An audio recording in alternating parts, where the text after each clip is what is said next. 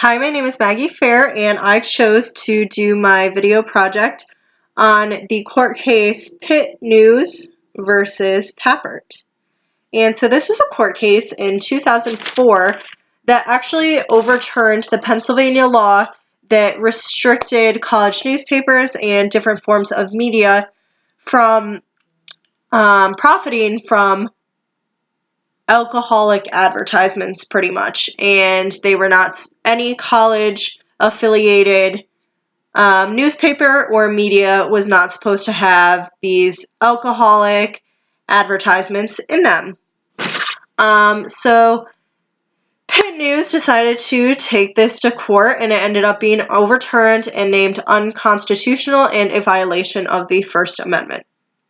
Pitt News was and still is a free student newspaper that is distributed free to students on campus as well as faculty, staff, anyone who wants it. It's not funded by the University of Pittsburgh. It's an independent entity, and it's funded solely by its advertisements that are in the newspaper.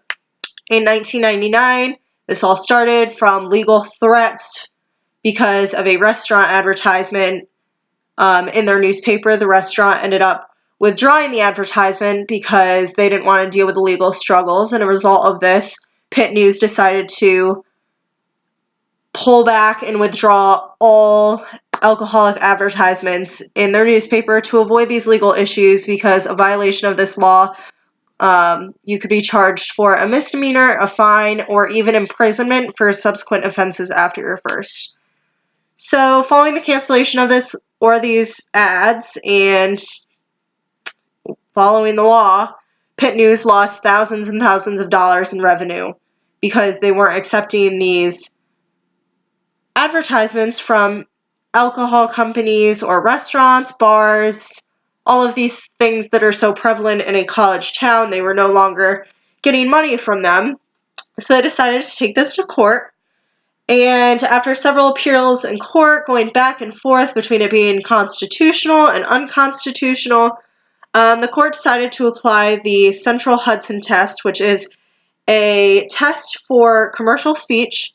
And for this specific application, they focused on the third prong, which says that the restriction must advance their asserted interest for the law to be constitutional.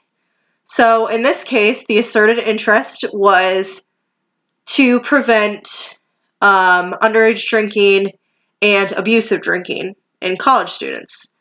So after they thought about it and went through the process, they found out that this specific restriction of putting not putting alcoholic advertisements into this newspaper was in no way supporting underage drinking or abusive drinking.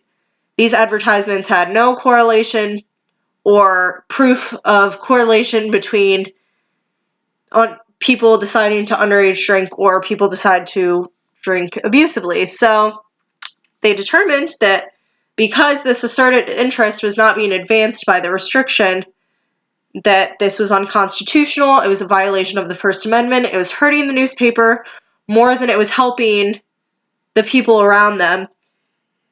And so they found it unconstitutional, which wasn't a milestone for the First Amendment, but it was still important because anything dealing with the freedom of speech is obviously important, especially in today's society. So this was a significant court case for multiple reasons. First, it was a significant application of the Central Hudson test, which we don't really see a whole lot of, and it validated the importance of this test. Second, this was debatable for a lot of reasons. That's why it went through so many appeals, and it was a very gray area considering that this was an independent entity, but it was still profiting from these alcoholic advertisements. But at the end of the day, when they went through the Central Hudson test, they did find that it was unconstitutional and hurting the newspaper. Third, it proves that censorship is not a simple tool to restrict products and topics that certain people may not like. Its censorship has a lot more to it. Again, it's a gray area. It's not necessarily black and white. So it kind of gave an example of how censorship is a gray area. And then fourth and last, this was the first large application of the First Amendment in a college setting in regards to alcohol and censorship of newspapers and stuff like that. So it was, while it wasn't a milestone, it was very important. I think that's about all I have, but again, I think this court case was extremely interesting and helpful to learn about censorship and the application of the First Amendment.